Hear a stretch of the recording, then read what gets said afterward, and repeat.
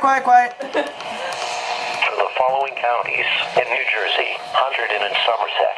The National Weather Service in Mount Holly, New Jersey has issued a flood warning for small streams in southeastern Hunterdon County in northwest New Jersey, southwestern Somerset County in northern New Jersey until 4:15 a.m. At 12:11 a.m., the Neshannock River in both Hunterdon and Somerset counties was rising. The gauge at Trinidad was above flood stage.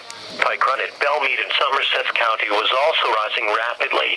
A flood warning means that flooding is imminent or has been reported. All interested parties should take necessary precautions. Be especially cautious at night when it is harder to recognize the dangers of flooding. If flooding is observed, act quickly.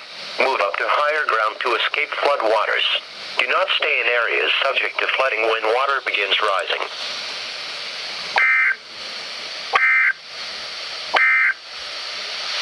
Here is